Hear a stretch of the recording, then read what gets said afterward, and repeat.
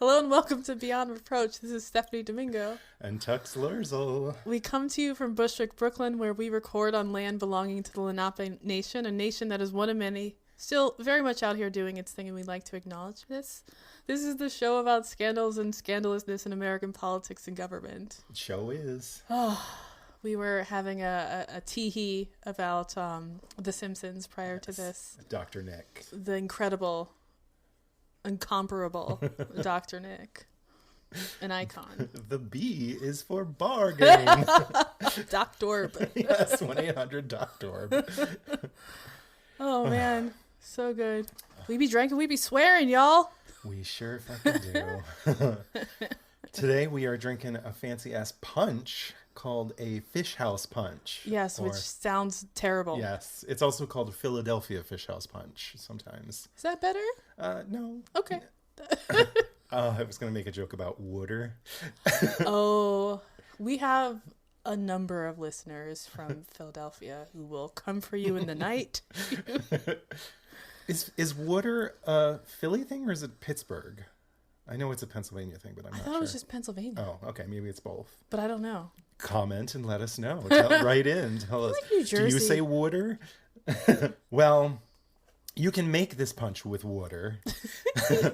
But today we made it with tea because that was a very traditional thing to use to dilute a punch in the colonial era. We are drinking yet another colonial era cocktail today. I have mentioned this before multiple times, but a lot of the mixed drinks that we were drinking in those years were pretty basic, pretty simple, kind of boring. A lot of times they were just some kind of spirit mixed with some water. But that was really because the concept of the cocktail hadn't yet been invented. That didn't come till later. But we were drinking a lot of punch back in the 1700s. Punch was always served at any kind of like festive occasion. There was always a punch. But a lot of taverns and pubs would also have like a big bowl of punch that you paid. Like, I don't know if you would pay per glass or how it worked if you paid like when you came in and you could drink as much punch as you want. I don't know. But there was always punch all over the place. Especially in the Northeast, they were often rum punches because rum was such an important part of the colonial economy.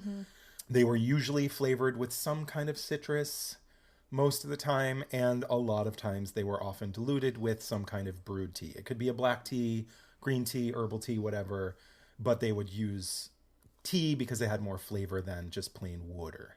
I'm not going to stop. I think I've mentioned this before as well, but like when cocktails were finally invented in the 1800s, they were sort of originally thought up as like a single serving punch. It was like, this one's mine, so you can't have none. So today we are drinking one of the most famous punches in American history. Oh, really? Yeah, the Fish House Punch. This was invented at a private fishing and social club in Philadelphia. It was called the State in Schuylkill Fishing Corporation, but often known as the Fish House. Okay. They believed themselves to be like a sovereign like state. Just this like fishing house? Club. It was like a private men's club. Yeah. Okay. Like, and as a sovereign state, what? So what? I read something. I don't know. I didn't look into this, so I don't know if this is true. Trying to get out of taxes type I thing? read that they were exempt from prohibition. Oh. Because they were their own private state. Yes. Yeah. Same is true from this apartment. Yeah. Yeah, exactly. So the club, the Philadelphia Fish House, was established in 1732. I don't know exactly when this punch was created, but rumor has it that George Washington drank some in 1787. He wrote in his diary. Who? OG Dubs. Okay. Old OG. Thank you. He wrote in his diary that he was going to dine at the Fish House Club as an honored guest. And after he went to go for as a guest there. An honored guest. Yes. Oh, him. Yes. After his visit, his diary remained uncharacteristically blank for the next 3 days. That's amazing. Yes. He had himself a time. Yes, exactly. Until 1900, the recipe for Fish House Punch was a closely guarded secret known only to the members of the club. It was made public in 1900, but even before that, it was still really well known across the country, legendary, because so many honored guests. Yes. And politicians would get to go as guests, and they would try it, and they would basically tell everyone they knew about the potency and flavor of this tasty-ass punch. David Wondrich wrote that the Philadelphia Fish House Punch, quote, deserves to be protected by law, taught in the schools, and made a mandatory part of every 4th of July celebration. I love that. Yes. Taught in schools. Taught in schools. Fish House Punch. Think about the children. So there are some different variations on this punch. Even the Fish House has actually changed their recipes over the years because, taste change. Sometimes people like something sweeter. In certain decades and eras, people tend to like a sweeter drink versus a drier drink or whatever. So there are some different variations. Today we are drinking a version that is scaled down into basically a cocktail, an individual portion. It is made with rum, cognac, peach brandy, black tea, lemon juice, and a simple syrup infused with lemon peels. And of course, it is topped with grated nutmeg. Imagine that. It sure is. Yeah. So this drink would have been super fancy at the time. We're talking Jamaican rum, French cognac, peach brandy from the South, the very same peach brandy that Georgia said was essential to life and should be exempt from the distilling tax. We're talking British black tea that would have been originally from Asia. Yeah, this drink has it all. Yeah. So world worldly. renowned, yes. We're talking lemons and nutmeg, which were both expensive ingredients that sort of showed off how much money you had. Mm-hmm. So let's take a taste. Yeah, Fish cheers. House Punch. Cheers. Cheers. There we are. When I was a kid at school learning the golden rule, teacher often used to say, if you don't tell a lie, there's not a reason why you can't be like Washington someday. How could Washington be a married man and never, never tell a lie? Oh, that is delightful. I was a little afraid that the peach would be really sweet. You can barely taste it, but you do get it at the end. Up front, it kind of tastes like a boozy Arnold Palmer. Yeah. Like a tea lemonade kind of a thing, but It doesn't taste very boozy. But I there's- saw all. Yeah. I saw you make this. There's a lot of booze in this. There's like 3.5 ounces of booze per serving. Wow. Yeah. Okay. Gird your loins. I am scared to go second. Yes. So when this is served, typically it would have been served in a punch bowl. You would do like an ice ring with lemons, like sliced lemons frozen into the ice ring. Oh, cool. Yeah. But you could also serve it warm in the winter months if you want like a mulled version. Typically, originally when this was made, it would have been made with something called oleosaccharum. Yes, our old friend. Yes. I have talked about oleosaccharum a little bit on the show. Basically, I was just saying that I hadn't made a punch yet because I didn't want to have to make oleosaccharum. In my mind, I thought that it was this thing that was like really complicated, took weeks to make, and involved fermenting. I lied. I was lying to myself and to you. Thank you for coming clean. Yes. I don't know where I got that. I don't know why I was making it more complicated than it actually is. I might have been looking at something else and got them mixed up. But Yeah, there's probably different recipes floating about. In cocktail, I mean, I doubt you're on Cocktail Reddit, but they're always doing the most. Yeah. So essentially what oleosaccharum is, you would take lemon peels, peel just the yellow part, trying to avoid the white pith. Peel the whole lemon, several of them, many lemons. Yes. Get all the peels together in a bowl and then muddle it up with white sugar. Oh. Muddle the lemon peels into sugar. And then you would just let it sit for like an hour, 2-3 hours. And the sugar will pull the citrus oils out of the lemon peel. And essentially at the end, what you're left with is a sweetened lemon oil. So that's what oleosaccharum is. Essentially, oleo means oil and saccharum means sugar. Oh, okay. So it's like an oily sugar or sugary lemon oil. Yeah. Cool. It doesn't last super long either. I don't know. In my head, I thought maybe that's where maybe it's a different way of making it where you do let it ferment so that it lasts longer or something. But don't quote me on that because I could be making that up. But I think it's supposed to last for like a couple weeks, maybe. Okay. Yeah. Yeah, that's not too bad. Yeah. But so today, instead of doing all that, because I was making it on a smaller scale, I just peeled the lemons and infused the lemon peel in simple syrup. Oh, okay. Yeah. It's a very similar concept, but Yeah. a little less labor intensive. It tastes delicious. It's super good, right? It's really, really good. I love an Arnold Palmer in the summer, so it tastes just like that. Very summery. Like if you made an Arnold Palmer with that like peachy tea, yeah, that's what it would taste like. Yeah. But also boozy. And there's lots of different kinds of black tea too. There's that's true. There's like the peachy kind, there's orange pekoe and Earl Grey and all sorts of stuff that you could be doing. I love that you just discovered that Earl Grey smells like Fruit Loops. Yeah, I love Earl Grey, and I never. So Tux it was a Earl Grey cookie, right? Mm-hmm. And you're just like, oh, it tastes like Fruit Loops, and I'm like, no, yeah, it was a bergamot cookie. Oh, bergamot. Yeah. Okay. For me, Earl Grey has always smelled like Fruit Loops. That's funny. Yeah, it was a bergamot cookie. And I was like, why does this straight up just taste like Fruit Loops? But it was the bergamot. Who knew? Everyone but you. Yeah. True story. So. I don't know what's going on this season, but we have been talking about colonial America and the founding fathers a whole bunch this season. I feel like we've sort of talked a little bit before, but this is the first time we've ever really done like deep dives on. Yeah, I did John Adams and Teej. Yes. When they were doing all of the misinformation. Yeah. Is what's his name? Trump's favorite. Oh. Andrew Jackson. Is he a founding father? No. Yeah, okay. He's trash. He's later. Yeah. That's different. No. I feel like some people would lump him in with founding fathers, even though he wasn't really founding. Yeah. But he's like one of those famous ones, like he absolutely he's is. on money, so people think it's the same thing. He did a lot. Yeah. He's the worst. Fucked up shit. Yeah, exactly. And ugh. Yeah. He's the fucking worst. He is the worst. At any rate, that doesn't stop today. For whatever reason, we keep talking about these founding fathers, and that does not stop today. But I'm not going to be talking about Teej. Yes. I'm not talking about OG Dubs. I'm not even talking about old Benny Frank. And I'm not even talking about your favorite, Alexander Hamilton. Instead, today I'm going to be talking about a really, really important founding father that most people have never even heard of. Wait, I thought you were talking about Hamilton. No. He comes up You guys, I was lied to. Yes, he comes up. I'm busy.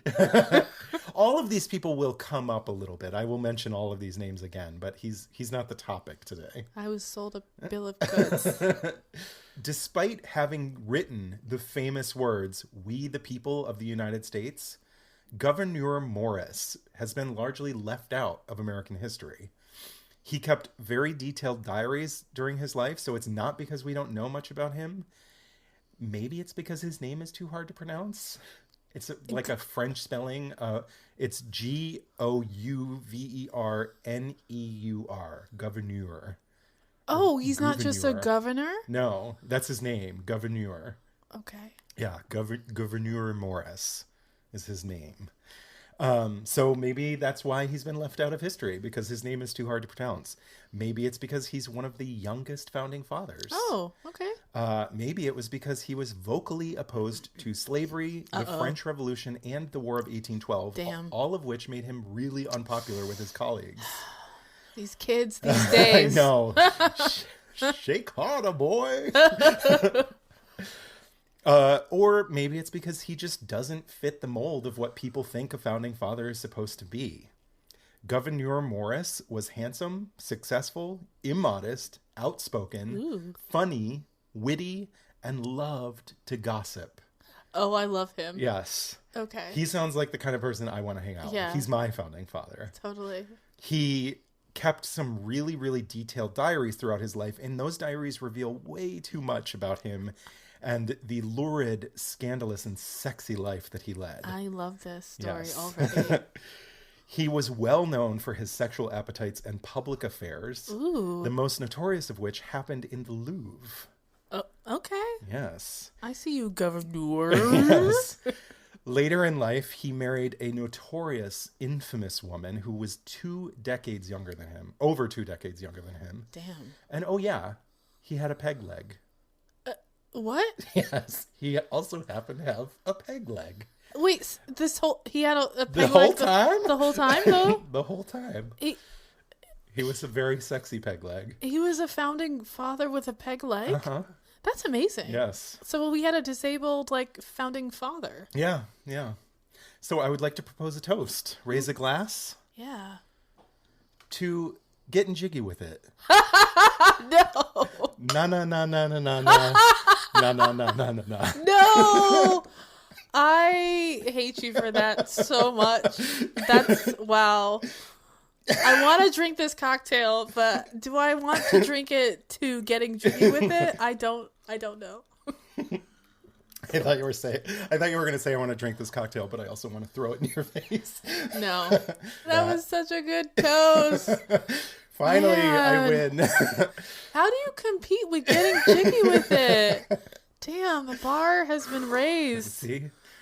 This is like the contest of the toast one-upsmanship. I've ever since you've set the bar. Ever since toasting to you gotta make money. What was it?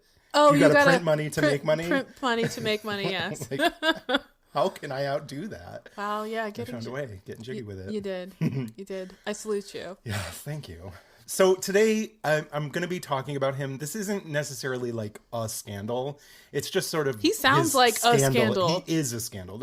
Today's story is sort of his scandalous life because nobody really has ever heard of him. So Gouverneur Morris was born in 1752, the youngest son of a wealthy landowning New York family from what is now known as the Bronx. Okay. They had like a 2,000-acre estate in the Bronx called the Morrisania. Holy shit. Yeah. His first name comes from his mother's maiden name, which in Dutch and French means governor. But it's gouverneur. This came up in my research in one of the articles I read. It let me know. You might be shocked by this. Brace yourself. According to babynamespedia.com, today, quote, gouverneur is not popular as a baby name for boys. I'm going to have to check that site to make sure. So shocking. Despite the fact that most of his family were British loyalists, he supported the American Revolution and worked for New York's revolutionary government. He was also the youngest person to sign the Articles of Confederation in 1778. How old was he? I don't see how that's any of your business. Oh, you're right. I'm being fucking nosy, and I need to mind my business. What kind of New Yorker am I? Asking questions. I sound like the cops. I know. Oh my God. Amazing. So during the Revolutionary War, he became really close personal friends with several other founding fathers, and he had especially close relationships with George Washington, OG Dubs, and Alexander Hamilton. So his work for the revolution kept him really, really busy during those years, but it wasn't so busy that he couldn't maintain his reputation as a ladies' man. Are you going to get into what happened to his leg? I'm okay right now. Okay, because I'm like, yes. I need to know this right now. Yes. Thank you. So in the year 1780, he lost his left leg at age 32. It was not because of the war. It was because he was hit by a carriage in the streets of Philadelphia. Oh, shit. There are a few stories about how and why this happened, but I read some different accounts. But several historians have repeated this story that he was running through the streets of Philadelphia trying to escape the husband of a woman that he'd been sleeping with. That's hilarious. Wasn't looking where he was going and ran in front of a carriage. Okay. There were also several rumors that swirled at the time that he had actually injured his leg jumping from the balcony of a woman's bedroom when her husband came home and caught them together. Wow. Yes. But there is documentation of the intersection where this accident happened, so it's more likely that it was the carriage accident. Okay. Whether or not he was actually running from a man, we're not positive, but I saw that story repeated multiple times. It's like it sounds like him. Yeah, exactly. Yeah. Either way, no matter what happened, his left ankle was mangled, and he had several broken bones in his left leg, which had to be amputated below the knee. So then he had a peg leg for the rest of his life. But he didn't let that bother him. He kept right on riding horses. Yeah, he's like, my penis is fine. Yeah, exactly. Yeah. I got this. He's riding horses, dancing, sailing, playing sports, all with his peg leg. And he also didn't let it stop him from getting himself into trouble with married women and their husbands. I love that for him. Yes. A really good friend of his named John Jay later wrote that he wished he had, quote, had lost something else. John Jay's a hater. because he was always getting himself into trouble Yeah. with that something else. Yes. In 1787, when the Constitutional Convention met in Philadelphia, he was one of the youngest and yet most important delegates there. He served on multiple committees and gave more speeches at the Constitutional Convention than anyone else. Really? 173 speeches. What? Yes. Several of those That's a speeches were arguing for religious freedom and the abolition of slavery, which he called a nefarious institution. Some historians say that one of his arguments against slavery was one of the most eloquent speeches given at this convention. He said that slavery was a curse on the states where it prevailed and would only bring misery and poverty to anyone involved. He also said that slavery was against the entire purpose of the Constitution, which in his mind, he believed was to protect the rights of humanity. Yeah. Yeah, he's not wrong. He was also vehemently against the Three-Fifths Compromise. And he said that it was a contradiction to say that an enslaved person was both a man and property at the same time. Look at this man with all the facts. I know. Upon what principle is it that the slaves shall be computed in the representation? Are they men? Then make them citizens and let them vote. Are they property? Why then is no other property included? Damn. You don't get a 2/5 compromise for your oxen. You know what I mean? Like, because racism. yeah, I know, yeah. So this obviously pissed a whole bunch of people off, they're just especially like, people from the South. Making us look like the hypocrites that we are. Yes, yeah. We stand for freedom and justice for all. White men. Yeah. Yes. Landowning white men. Yes, exactly. But when it comes to that landowning thing, he may sound like a hero with the slavery thing, but he was also not great. His politics were a little questionable, at least by today's standards. Yeah. He was a staunch Federalist. He was unapologetically aristocratic and super classist. He sometimes referred to the poor... His name is Gouverneur. Yeah, exactly, yes. He sometimes referred to the poor as reptiles. What? Yes. And at one point he tried to argue that only rich people should be allowed to vote because, quote, give the votes to people who have no property and they will sell them to the rich who will be able to buy them. Now, you could argue that today votes are for sale. Yeah. I'm like, that's a true statement. Yeah, basically, whoever has the most money to spend on their campaigns is the one who wins. So he's not wrong. Yeah. But the intentions there and like the thoughts behind it were just a little too, his nose was up in the air, you know. Yeah. He's cool, but he's not, not great. No. Good, not great. He has some great ideas, but he also is a problem. Yes, exactly. He was also super sexy. Yeah, he's young too. Yeah, totally. Yeah. And he was also famously good with words. He was a really accomplished writer. And he was so famously good with words that he was actually appointed to the Constitutional Convention's Committee of Style. Ooh. And he was asked to polish the wording of the Constitution.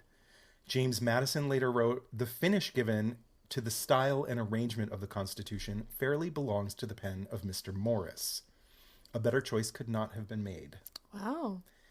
Perhaps his biggest contribution to the Constitution was to scrap and completely rewrite the entire preamble, which originally read, "We the people of the states of New Hampshire, Massachusetts, Rhode Island, and Providence Plantations, Connecticut, New York, New Jersey, Pennsylvania, Delaware, Maryland, Virginia, North Carolina, South Carolina, and Georgia, do ordain, declare, and establish the following Constitution for the government of ourselves and our posterity."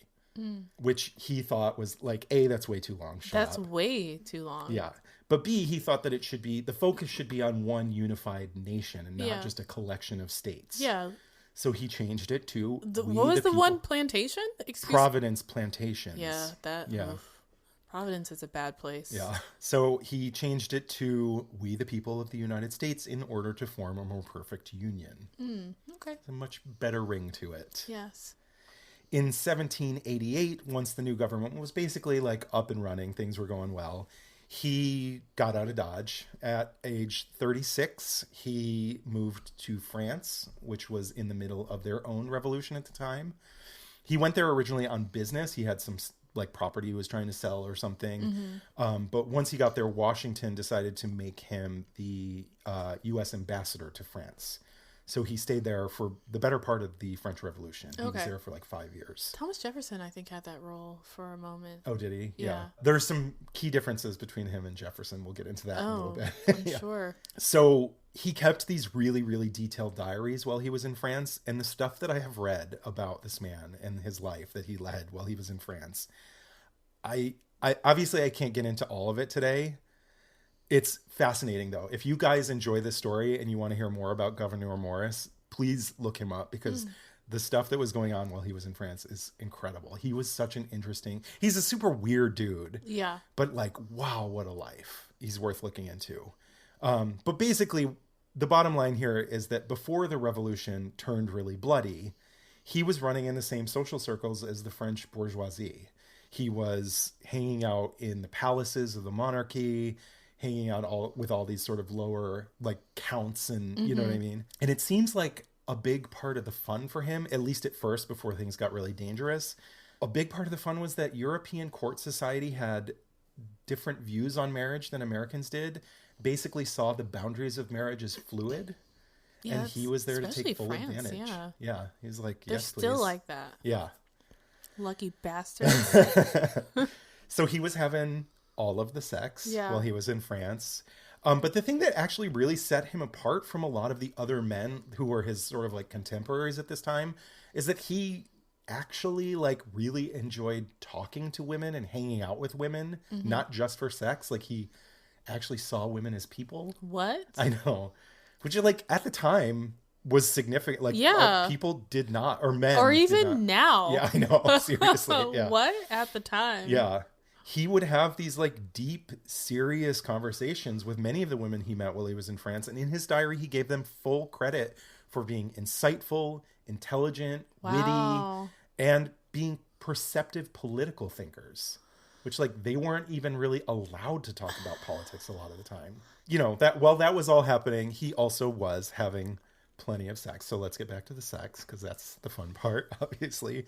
So his most famous affair was with the 28-year-old novelist Comtesse Adelaide de Flahaut, who was married to a count who was 35 years older than her, the 63-year-old Alexandre Sébastien de Flahaut de la Biardrie. Ooh. Yes. Beautiful.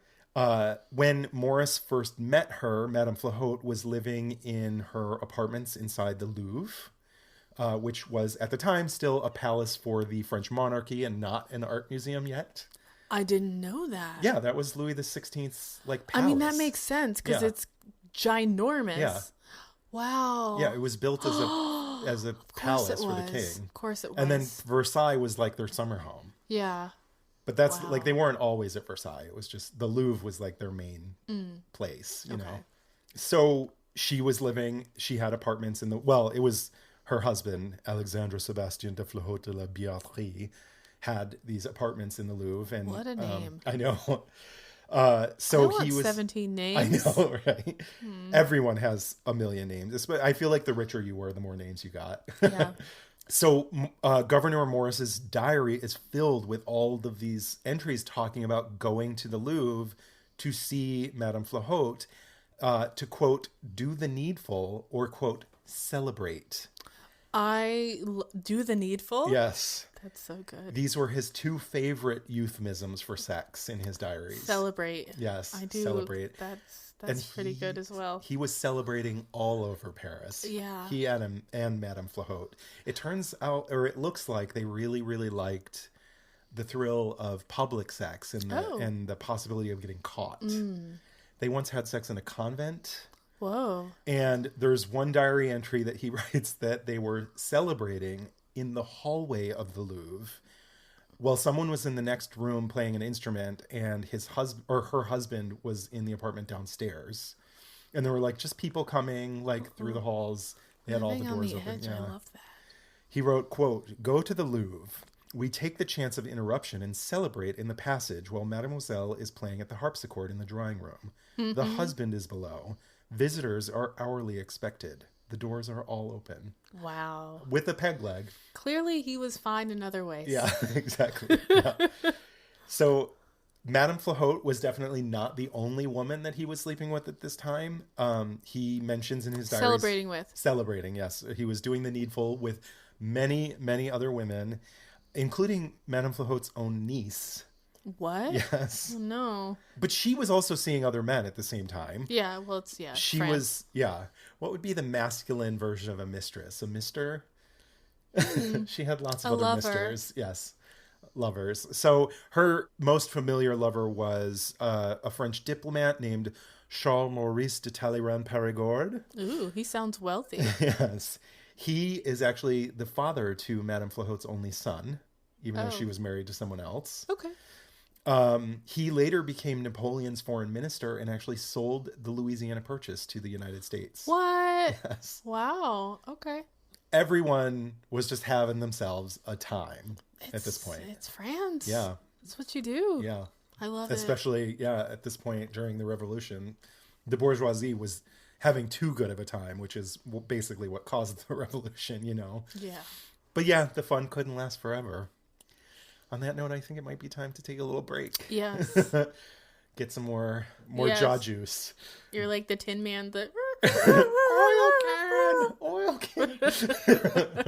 Fish house bun. What was that, Tin Man? BRB.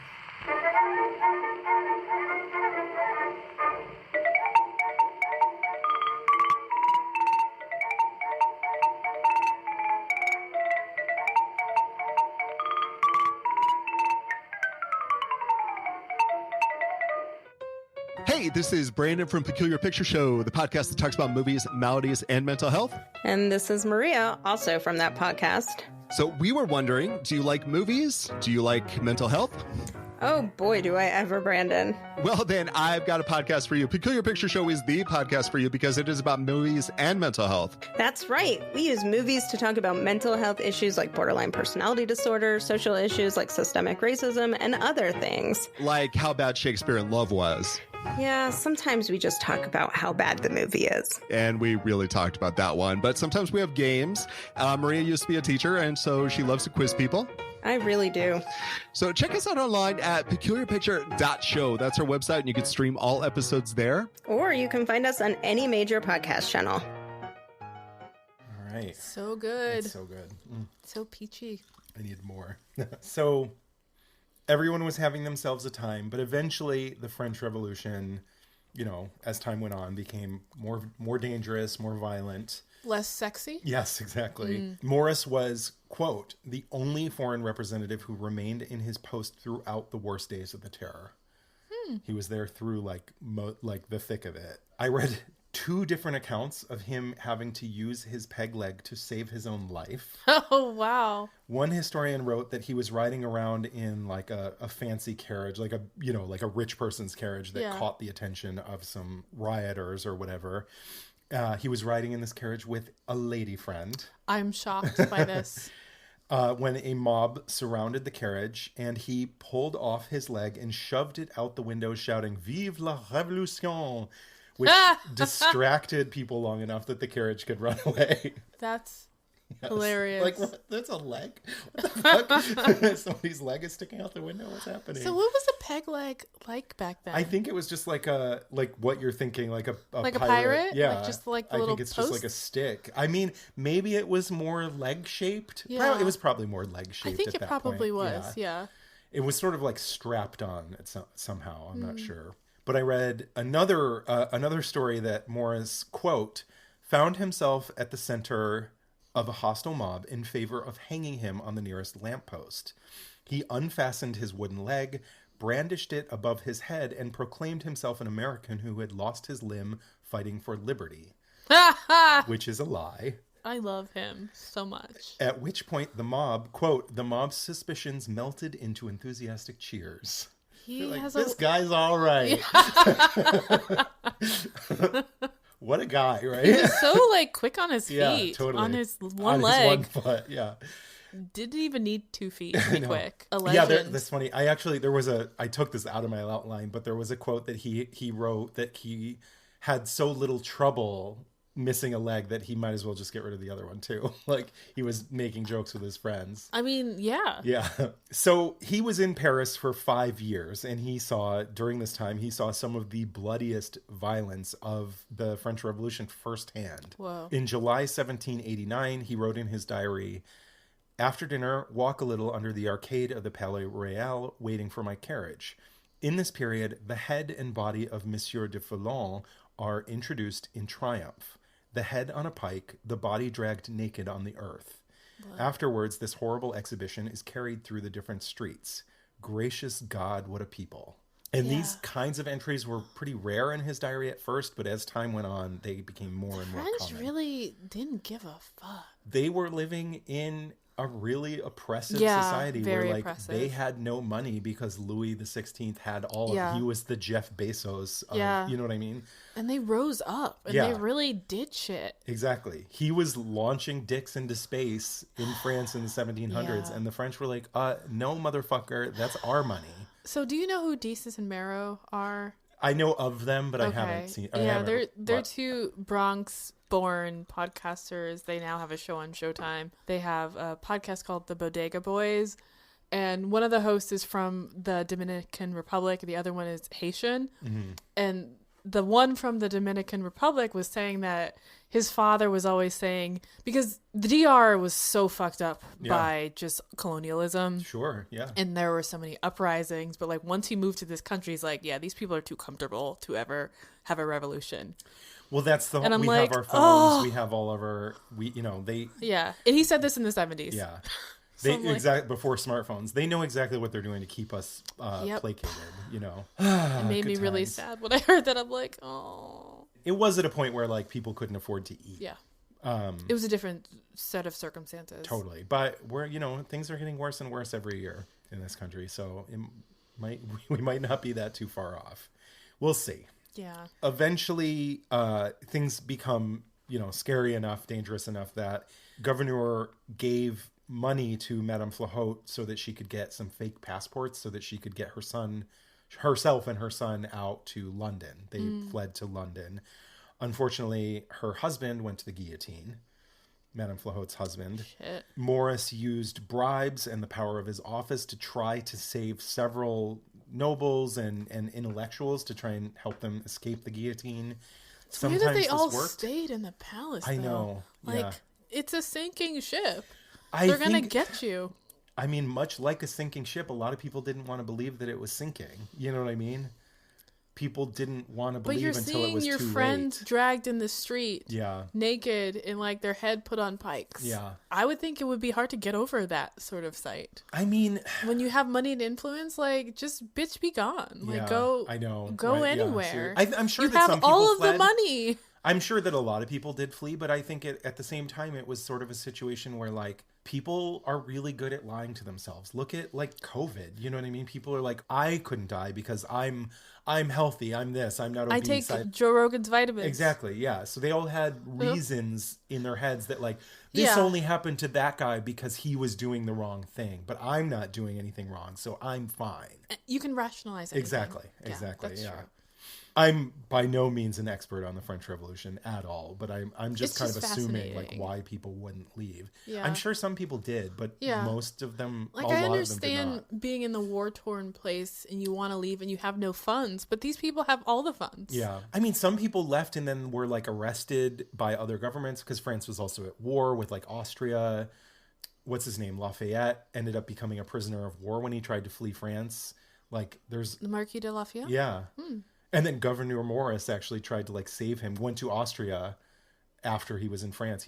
I took this out of my outline because I'm like, my outline's too long. Yeah. But yeah, he went to Austria and like pled with the king to release the Marquis de Lafayette because he had come to help the colonies in the States.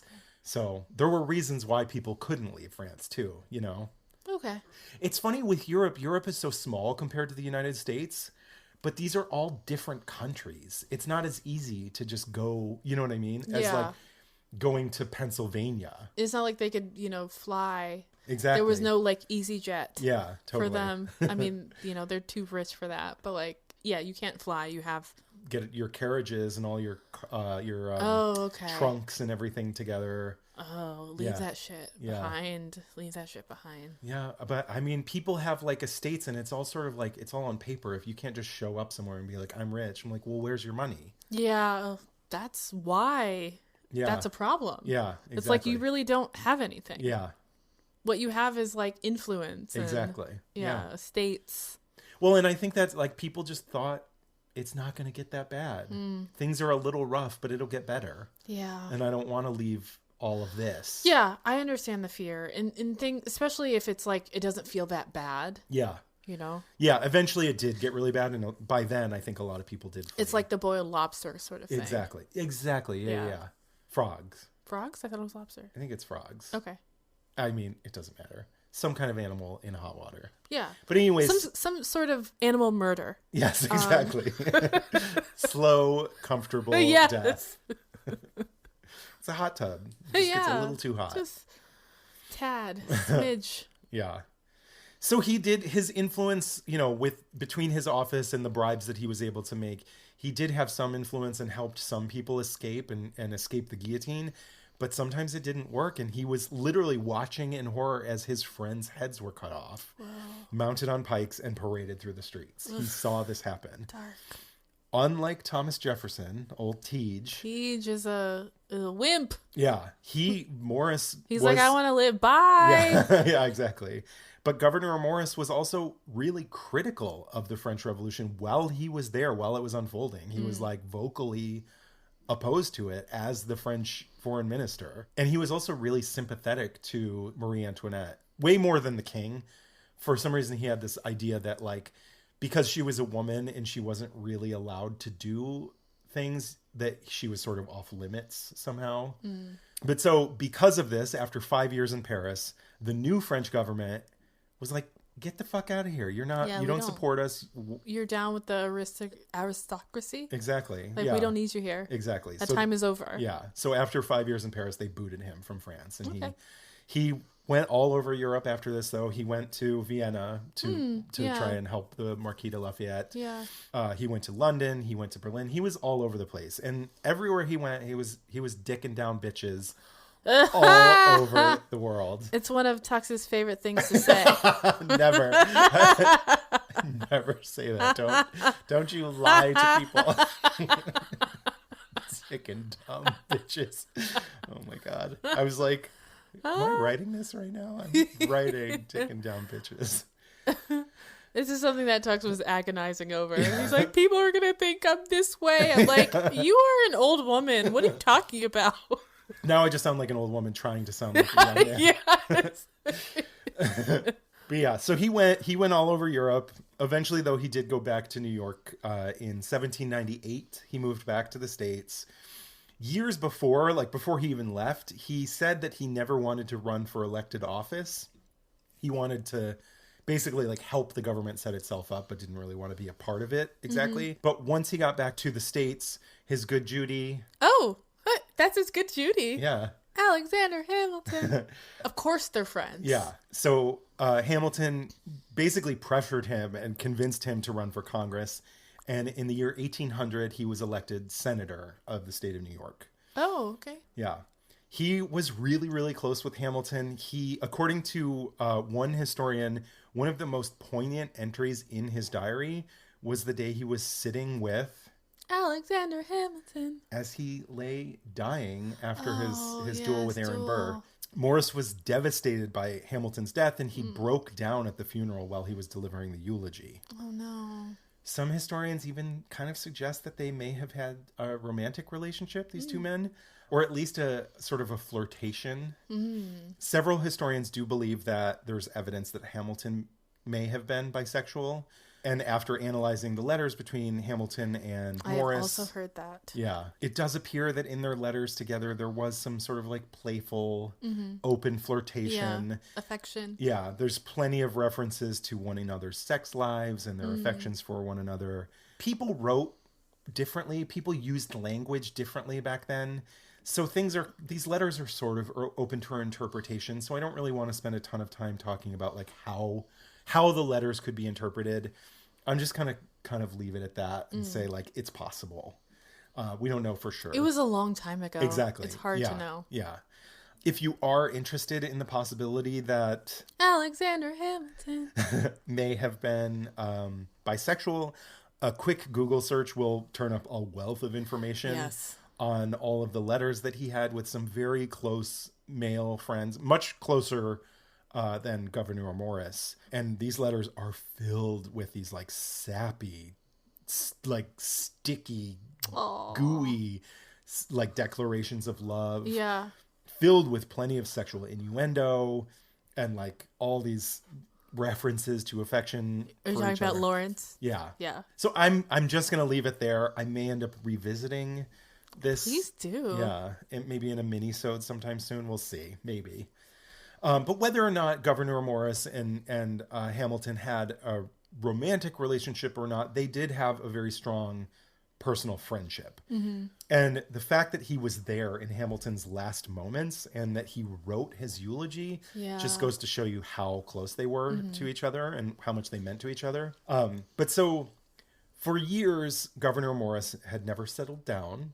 He preferred instead to spend his time romancing other men's wives, romancing married women. But then... Well, they're probably so grateful. Yeah, absolutely. Like, yeah. I get that. Yeah. But then in 1809, he shocked everyone when, at the age of 57, he married the disgraced black sheep of an aristocratic family who happened to be his 35-year-old housekeeper. You can't hear my mouth open. His housekeeper. Yes, okay. Yeah. Anne Carey Married. Randolph. Yes, exactly. Huh. Anne Carey Randolph, who went by the name of Nancy, had a reputation dating back to 1792. She came from a very well-respected and powerful Virginia family, but when she was 17, she was accused of sleeping with her sister's husband, Richard. A baby was born, but died shortly after birth, and Nancy and Richard were both accused of murdering the baby. They were tried for murder. Both of them were acquitted, but then shortly afterwards, Richard suddenly died a few years later.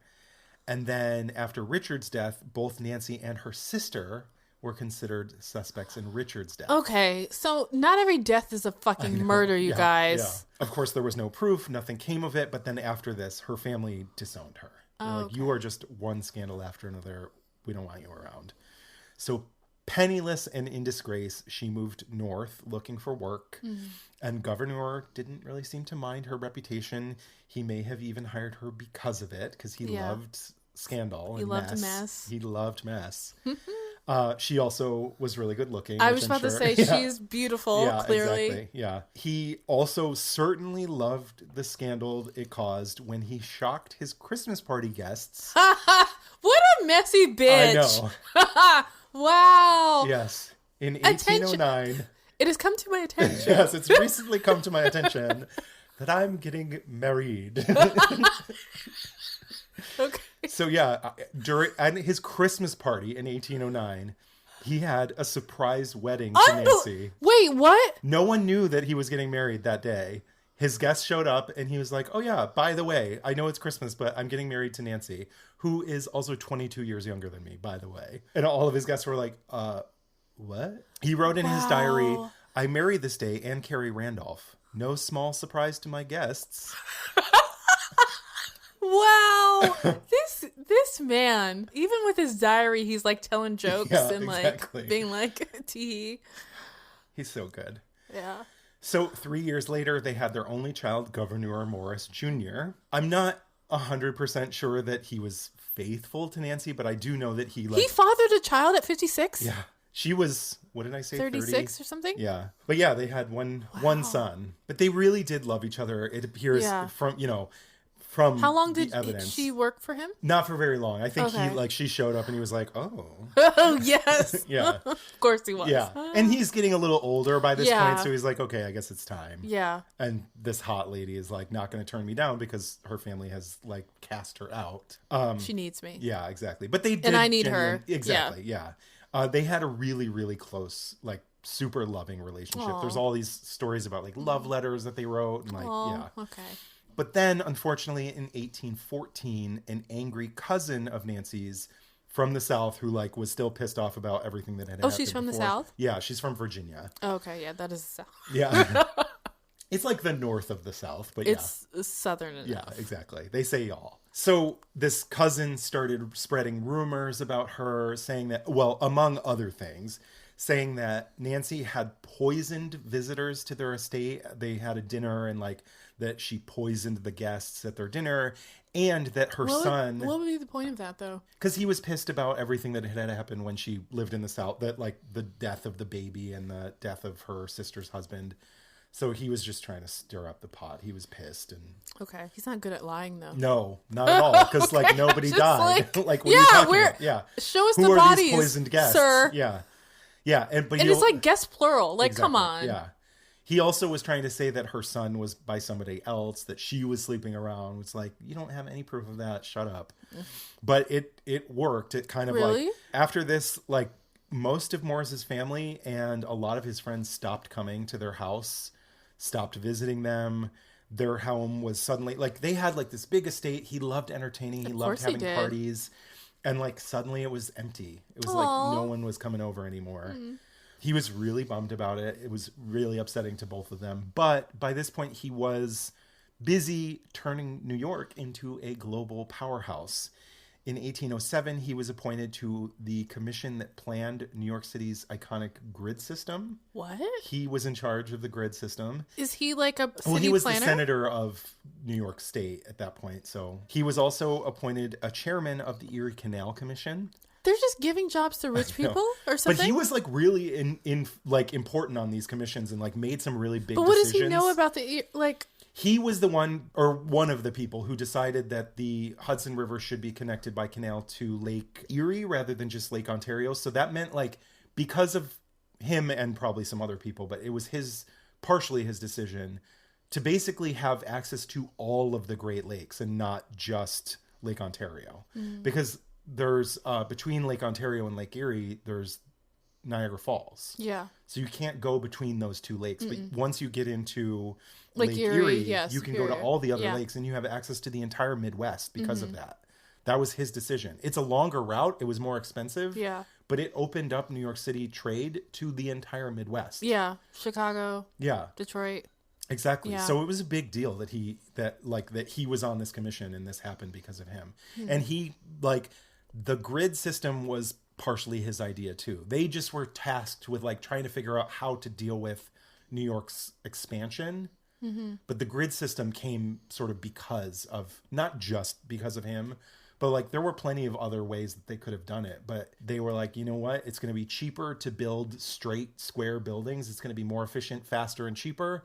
Let's do a grid. He was on these commissions and he made some like actually really great decisions that basically made New York State the state it is today. Oh, that's and New York awesome. City the city it is today. His final public act as a politician was vocally opposing American participation in the War of 1812 because he believed it was idiotic, unwinnable, and could be disastrous for the economy of the Northeast. He also believed that it was a plot among slaveholding states to try to conquer Canada to expand their territory northward. Because of this, he was so sure that it was such a terrible idea to get involved in the War of 1812 that he pushed for New York and New England to secede from the country. Yes, I do know a little bit about this. Yeah. In the words of his biographer, quote, "The man who wrote the Constitution judged it to be a failure and was willing to scrap it." Yep. So he's getting older. By this point, he's suffering from gout, pretty bad. Of course gout. he is. Yes, yeah. And probably he had some symptoms that were probably related to some STIs that he may or may not have had. Yeah. Yeah.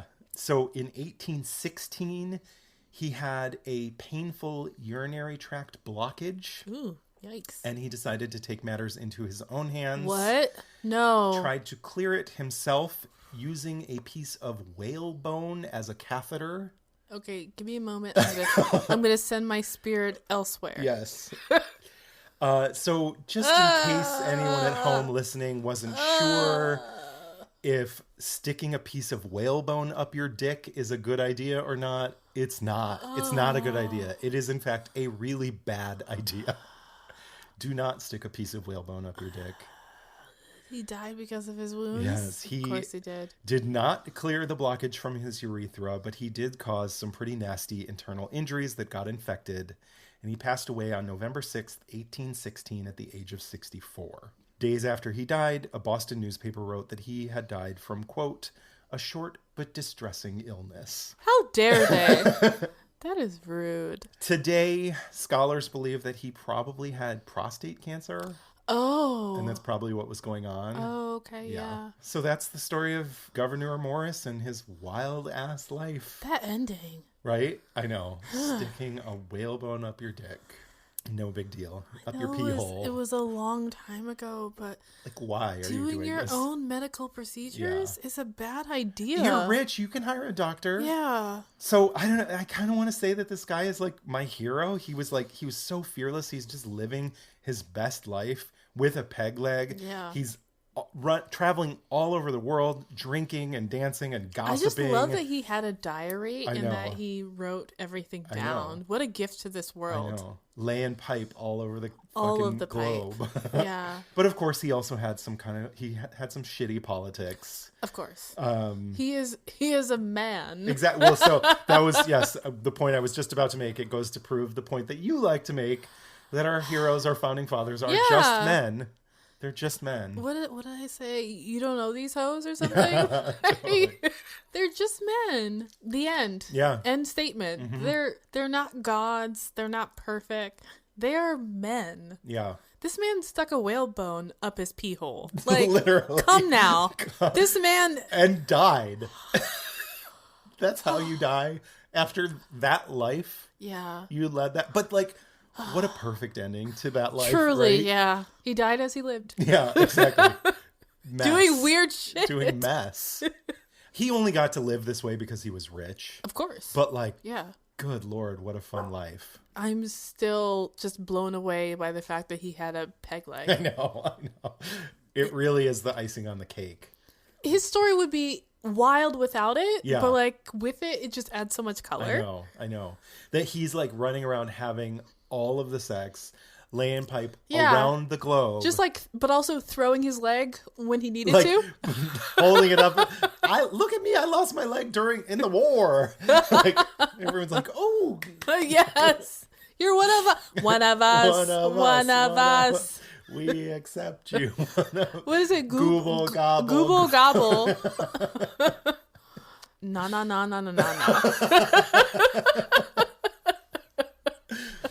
But our drinks are pretty much empty. Yeah. I have a little left, despite it being absolutely delicious. Mm-hmm. And if I had a straw, this would be gone. Mm-hmm. America's history is juicy. We just add rum and brandy and peach cognac. Oh God, everything. Black little tea, bit of tea, some lemon. Oleosaccharum. We're doing the most with this one. Yes. Thank you so much for listening to Beyond Reproach. This has been Stephanie Domingo. And Tux Lurzel. Thank you to Tim Clough, our editor, our sound engineer, our podfather. We could not do this without him. Impossible. But also, just a reminder, everyone, don't stick a whalebone up your pee hole. PSA. You heard it. You heard it. You heard it first, y'all. Yeah. Okay? You heard it her first. Okie doke. Amazing. Okay. Bye.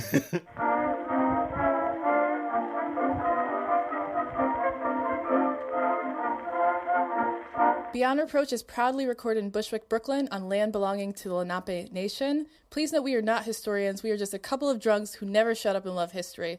Full list of all source information can be found in the show notes on our website. Please take a moment to rate, review, and subscribe. Written reviews are especially important. If you like us, please do one of two things. Leave us a review on Apple Podcasts, or send this episode to a friend, family member, or someone who you think would be into it. Make sure you follow us on Instagram because we post our cocktail recipes the Thursday before each full episode. Please drink along with us if you are not driving. We also have a shop on beyondreproachpod.com. Get your merch, brand yourselves. We have exclusive content on Patreon where you can directly support the production of our show.